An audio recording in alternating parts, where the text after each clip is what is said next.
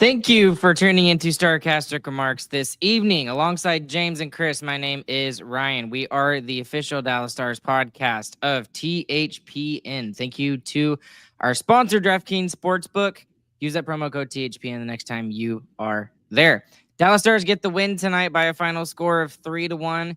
It was a weird game. I guess that's the best way to put it. Zach had a good way of putting it. And then the Razorisms in the third period were on point tonight. It was just fantastic the way that he was describing the game. Guys, initial thoughts? Let me get him. Yeah, we won the game, and the Kraken look like they are no longer in contention for the playoffs. So that's the kind of game that looked like. It happened. Yeah, I mean, it was really boring, honestly, in terms of goal scoring. You had the first 4 minutes, which was incredibly exciting. 3 goals, and then no one scores for the next 56, 57 minutes until the empty netter goes in. So a weird one for sure. Both goaltenders played decently well, you could say, but yeah, kind of boring in my opinion. We're going to get into all of the rest of this game here tonight as well. But before we do so, if you're watching on YouTube, please consider clicking like and subscribe on this video and hitting that notification bell so you never miss an episode of Starcastic Remarks. And then also, if you want to join our Discord, that's where we talk about the game pretty often, except when the game's bad. Then James starts to post pictures of cats. So it's still interesting no matter what's going on in the game. But yeah, honestly, guys, I think the way you can kind of look at this game is pretty much the way that y'all kind of summed it up. One team looks like they're headed to the playoffs, the other does not. There are a couple of good players here in the game tonight. I mean, you can go numerous different ways with this. Casey DeSmith continues to be the story for the last 2 to 3 weeks of the season here. He just been absolutely fantastic. He's had something ridiculous. Like I think he's 7-0-1 in his last 8. He's got like a .930 save percentage, something like that. And like, I think it was 1.89 goals against average, just something insanely that you don't expect from a backup. And and it's not just like he's just like making saves from like distance shots or from around the perimeter. Most of these shots that he has saved has been like high danger, high quality scoring chances, especially for the last 2 or 3 games. Yeah, and he wasn't as taxed tonight as he was over in Alberta. But yeah, he still made a couple of really timely saves, especially late in the third period. I can think of 2 big ones that could have been game changers. So yeah, the goaltending overall has just been fantastic. And we have the best backup in the league right now, and we have him locked down for 2 years after this for $1 million each year. So, I mean, that's a great piece of work by Jim Nill, lock him down. Yeah, he's played out of his mind. One of the things that they talked about was them wanting DeSmith to push Otter to be better too. And I feel like he's for sure done that so far, especially since it's turned 2025. But they've done a good job of not just riding him since he's been hot too. So being able to stay hot while also playing like once every 4 games maybe is something that's really impressive, and hopefully something that he can stay consistent through his stint in Dallas. And since we're talking about him anyways, thank you, Ardell, for the 250 super chat. Really do appreciate it. Thank you, Ardell. And all he says is Casey DeSmith, period. Wow, period. That's it. And I mean, there's really not much else to say about how he's playing other than it's fantastic. And because of the way that he's playing and because he's playing so well, I mean, normally you would expect to see Ottinger get the start here tonight, even though it's, you're playing the second night against the same opponent, and there's a day in between, obviously, but still, it gives you some ability to give Ottinger even more rest. I mean, we've talked about how as important as players like Rantanen and Harley and Miro and Henson, all of these other guys that we've talked about, how they've got to kind of be really good offensively and score some goals. I mean, this team is only going to go as far as Jake Ottinger carries them, I guess is how I should say it. Yeah. So I think even more important than DeSmith playing really well, it's giving Ottinger that ability to take a couple nights more off. Yeah, another interesting thing that could happen come playoff times, it's not really something that DeBoer does very much, is maybe Otter has a shorter leash come playoff time. If he starts a game and he's just obviously doesn't have his stuff and Stars go down 2 goals quick, maybe you switch and put Casey DeSmith in and see what happens there. I don't think that's likely. That's not really something that Pete DeBoer ever really does. He waits until it's pretty much save embarrassment time to put in a backup goalie in a situation like that. But who knows? It's something that is definitely added to the tool belt with how good DeSmith has played. Couple of comments over here from chat. Pew Pew Parton, build DeWall. I love it. Nate G over here saying DeWall 117 of 121 shots stopped. That's crazy. That is ridiculous. That is absolutely ridiculous. If you add up all the goalie stats from this road trip, it's got to be crazy. Yeah, I don't even want to, because I mean you have to go all the way back to the 8 games that he's played recently. I mean, even in the shootout loss, he was ridiculous. I mean, I can't remember who was it, Tampa Bay that we played, that he was just ridiculous, and it should have been. I think that's correct. I think it was against Tampa Bay, and he saved something like, I don't know, 36 out of 38 that night or something like that too. So, and again, it's not just the quantity, but the quality that he's facing. And even tonight, like Seattle had the chances, they were pushing, and he was able to kind of slam the door and say nope after he let in that first goal. And that first goal is absolutely not his fault at all. Thank you, Pew Pew Parton, for the $10 super chat. They say Benn needs to pop the 400 cherry. He's super constipated. Let the goals flow. That is 100% accurate. He's been having a rough time the last 3 weeks, last month maybe. So it's felt like it. He definitely just needs one to trickle in here. But I would also say this is a veteran guy who sees the playoffs coming on the horizon. He's probably locking it down a little bit and saving some energy for those big time games later on. So I wouldn't be too worried about it. But yeah, he does need to just get that number 400 goal to go in pretty soon here, before the season ends, I would say.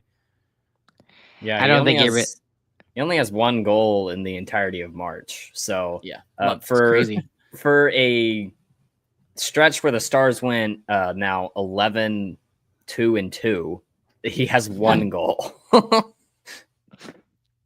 And that's as bad as they've played. That's stupid. Anyways, back to Benn. I mean, obviously, I don't think he really cares all that much. I mean, it might bother him a little bit, but he's not like letting it like over-entrounce him or anything like that. He'll eventually get it. It'll eventually come. Now, hey, here's a bet. Here's a fun bet. Will Ovechkin beat the record before Benn gets his 400th? That's a tough one. That's a hard one. I don't know. You take the over/under on that. I don't know, but yeah, it's. He honestly has been very good in this season, and in a completely different way.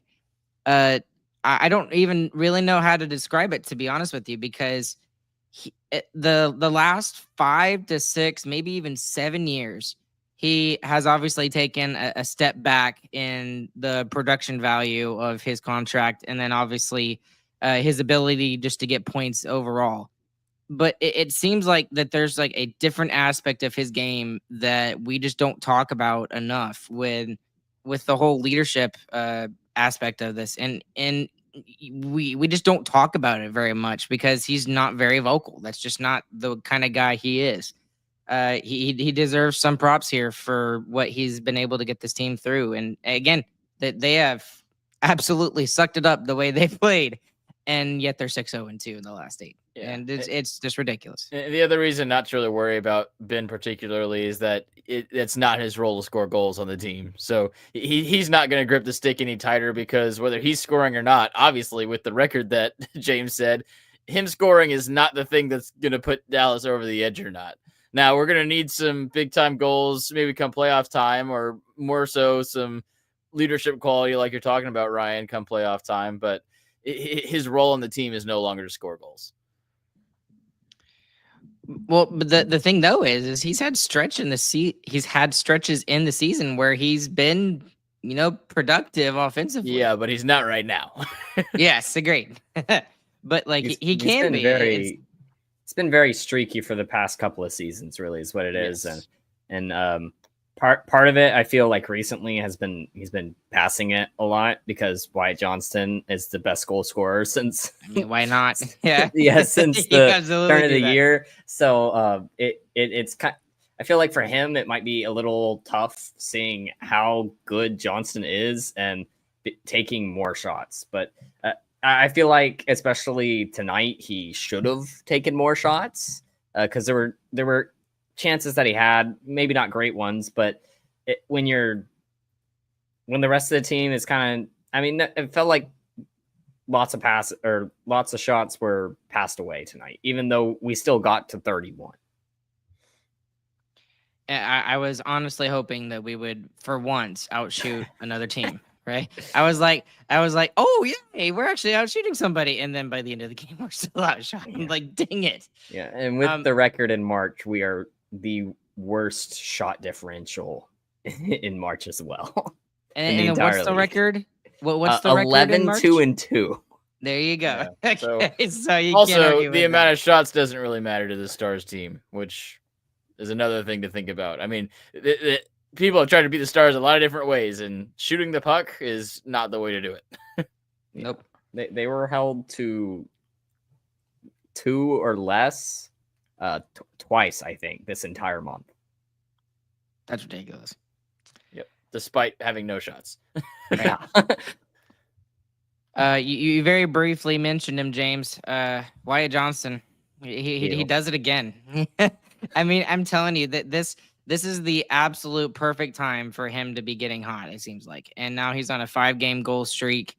I'm hoping he can continue this feeling, this aura, this plus 1,000 aura, whatever you want to call it, going into the playoffs, because that can be completely invaluable to this Stars team going into the playoffs. And the kinds of goals he's scoring is like, it's just him. It's him doing work, doing it on his own. I mean, the goal here tonight, he just out-muscles the defender, gets the puck, and takes a great shot with one touch. I mean, he's doing it by himself, which is the crazy thing.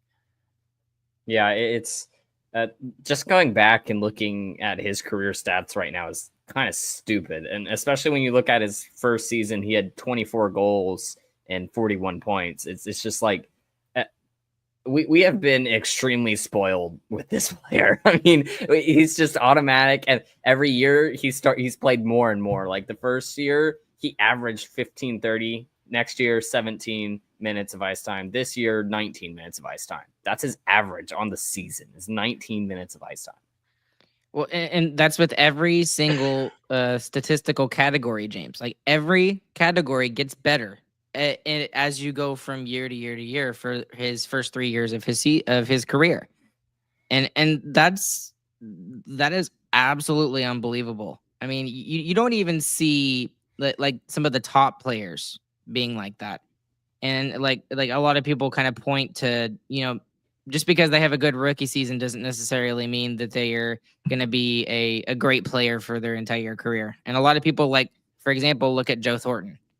Joe Thornton had a abysmal, first year in the NHL, and then he's done what he's done, and he's going to be a Hall of Famer when it's time. So I'm not saying that Wyatt Johnston's on that same level yet, but he's on the right trajectory to continue to be a superstar and an elite player for this team for a long time coming. So he's just doing it again, continues to do it. So. Yeah, you got to remind yourself of his age, too. He's 21. I mean, Liam Bichsel, the newest addition to the Stars, is 20.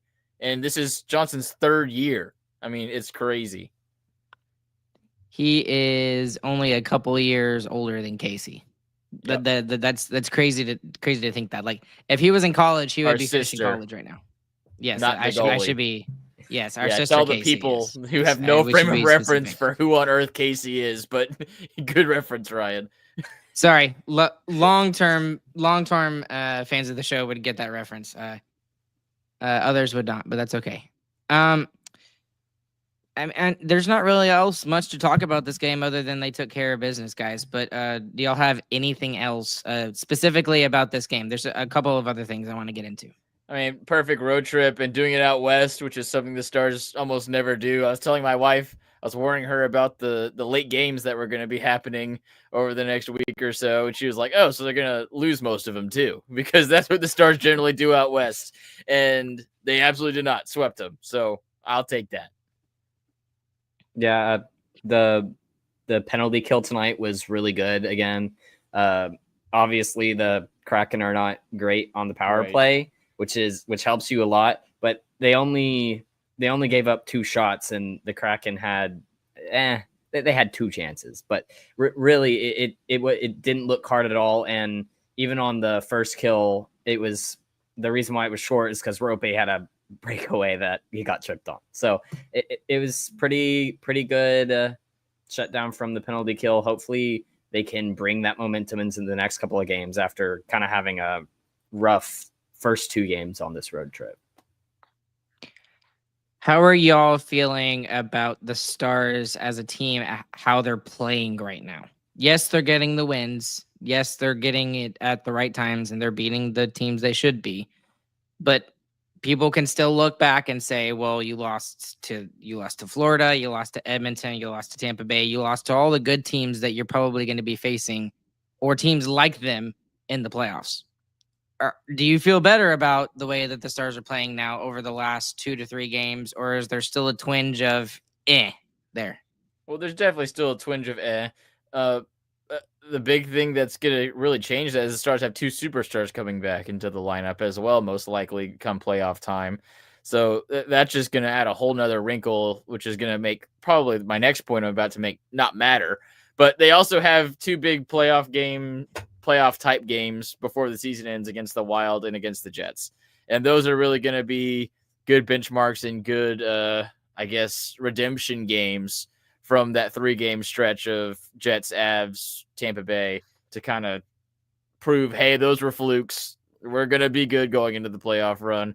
And that's going to be your real chance to try and catch Winnipeg if you want to, because avoiding the Avs would be fantastic. Yeah, and really, when you look at the remaining games too, I mean, those should that's the only 2 excuses you really have to lose games. The other ones, you're probably going to lose one of the other ones, likely, but you shouldn't. Right. Please don't lose on Thursday, because I'm taking my kids to that game against the just Predators. Cooked us now, Ryan. Thanks a lot. I know. Buddy. I had to say it though. Okay, there we go. Knocking on wood there. Okay. I want to jump on, piggyback a little bit on what you said, Chris, because you kind of briefly mentioned the playoff picture a little bit. I think it's solidified at this point in terms of who's in the playoffs and who's not. And in the West, in the West, I should say. Yes, we should be specific about that. And what's crazy is that there's 2 teams in the West that would make the playoffs in the East if they were in the East. So that's also insane. But let's focus specifically on the West, because I mean, it could be anybody. Honestly, when I'm looking at, I mean, we could play St. Louis again. We could play Minnesota. It's still most likely going to be Colorado.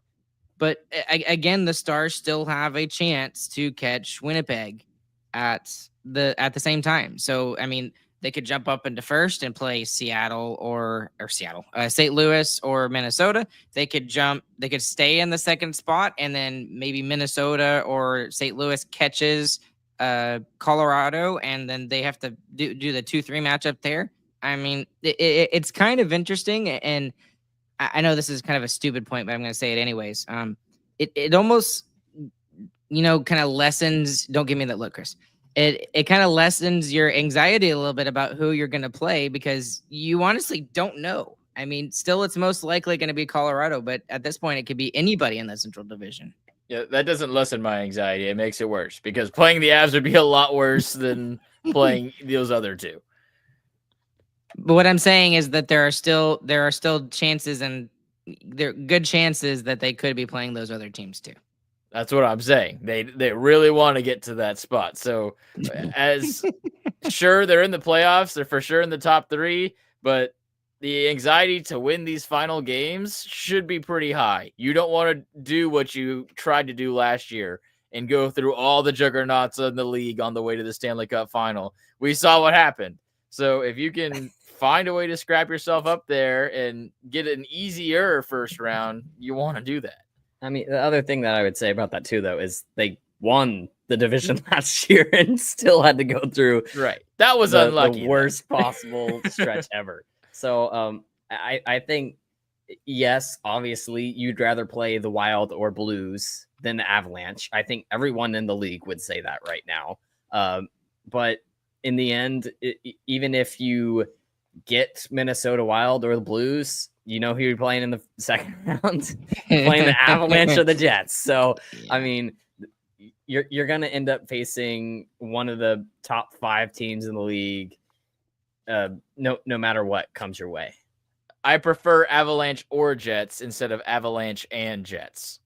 You never know. The Jets could still lose in the first round. They could. Hellebuck might be a fraud still. For the playoffs, at least. Yes, playoff maybe fraud. For the playoffs, yeah. Do you want me to add to your anxiety, Chris? Oh, yeah. I love anxiety. Okay, you ready? I feed off of it. Today during practice at Colorado, guess who was on the ice on the first power play unit? I don't believe in that. That's a load of hooey. You're going to say Gabriel Landeskog, who has been skating come playoff time for the past 3 years now for Colorado and has yet to enter to a game. So it's not true. You don't put somebody on the first power play unit if he's not going to at least possibly have a chance to play. You do when you've done the same thing 2 years in a row and people are catching on to your shenanigans. No, this is not the same. I think it absolutely is the same. I think the most likely scenario is maybe Nichushkin was under the weather and wasn't at that practice. So they're like, go ahead, Gabe, go play on the top pair. Yeah, he's not playing. I'm not going to say I told you so when he plays game 1 in the playoffs. A 3-year absence from the NHL and you're going to just pop into the lineup game 1 of the playoffs and you're going to be Gabriel Landeskog. I mean, it would be an awesome story. I root for it to happen. I do not think it is likely at all. And even if he does get in, the likelihood he plays well is not super high. That's what I'm saying. All right, guys. Let's wrap it up. Biggest winner, biggest loser. Who you got and why? Biggest winner is Casey DeSmith because he's awesome and he's my best friend. Biggest winner is Wyatt Johnston because he's awesome and he's my best friend. Those are both facts, by the way. Another super chat, Hugh Parton, $5. Thank you. They said, Gabe hasn't played in years. Please put him in Colorado. Please. I agree. No, you don't. Oh, man. Yep. I'm going to keep doing it. I don't want. He's going to come in and he's going to be like lights out. He smells like feet after a sweaty workout. That's what I've heard. You going to take that, Gabe? I don't know, man. Okay. For me, I'll give the biggest winner to Thomas Harley. I don't know why. He had a rough game. He had a rough game here tonight. But here's my thought process. You're not making your case very good here, Ryan. I know. You don't know why Andy played bad, but he's your biggest winner. He's played a whole lot, and he was getting very frustrated with himself. And I think just his level of expectation of where his play has been the last couple of weeks it has been fantastic. And he kind of had an off game here tonight, not necessarily with it. Go ahead. He was 25 minutes time on ice with a +2. I think he did pretty good. Well, yeah, he had a lot of turnovers and that's Thomas Harley things. Not it was lately, more than normal, but yeah. Thomas Harley's got the puck a lot, and he does some funny stuff with it sometimes. Well, not as much as pre-Miro injury Thomas Harley did. I don't know. That was just a feeling. Okay. I'll give a second player who actually needs a shout out. Oscar Bäck had a great game. Absolutely He did, fantastic. He had 5 shots on goal. He only played 10 minutes. So he was out of his mind. He actually had the highest expected goals for advanced stats, which is weird. But, there's that. That's what happens when you take 5 shots. But he played fantastic after being out for 1 game. And he was the Stars' best forechecker tonight, too. I mean, every time he went in there, it felt like he got the puck. That's what we need. That fourth line has just been so consistently good. It doesn't matter who's been on it. Oh, I guess we should mention this, too, by the way. Sam Steele would not in the lineup here tonight because of that collision he had with Brendan Smith in the last game against Seattle. So against the Kraken. Yeah, you can tell I'm tired. But hopefully that is not a long-term injury, and that's just a short-term thing. I mean, Coach said it was maintenance more than it was an injury. Yeah. Okay. Anything else, gentlemen? Biggest loser, the second best segment in Starcastic Remarks. The biggest loser is Matty Beniers because Victory Plus put that really funny graphic on there with him and Johnston showing how much better Johnston is and how Beniers stinks. The biggest loser is the 55 minutes in between goals scored. That's basically what my biggest loser was going to be tonight too, James. Is it was pretty boring at points in this game here tonight. That was going to be the biggest loser. There's just the boringness of some of the parts of the game. So we don't care. Dallas Stars get the win. One more shout out once again to Eden. First comment on the live stream before we even went live. Dallas Stars are undefeated when I am in attendance. And then, of course, everyone has to piggyback. Pew, pew. Then you better clear your schedule for the playoffs. And then James, obviously, just on his own thing. You can't stop until they lose either. With the fixed little asterisk there. So, yeah. Okay. Honest to goodness, guys, I'm excited about the playoffs. It feels like the Stars are starting to roll into form, and we'll see how they do against the Nashville Predators on Thursday. We'll be back with you guys on Wednesday for an episode. We'll take a look at a deeper look into the playoff schedule a little bit, and it's starting to look interesting in the East a little bit as well. So, anyways, though. There's even more of you who are listening afterward, along with the people who are listening live now. Thank y'all all of y'all for tuning in live. Again, thanks to DraftKings Sportsbook. That pick 6 option is available through them. THPN is that promo code. Starcasticremarks.com is the website. Starcasticremarksshop.com is that merch store. Again, click like and subscribe if you're watching/listening on YouTube.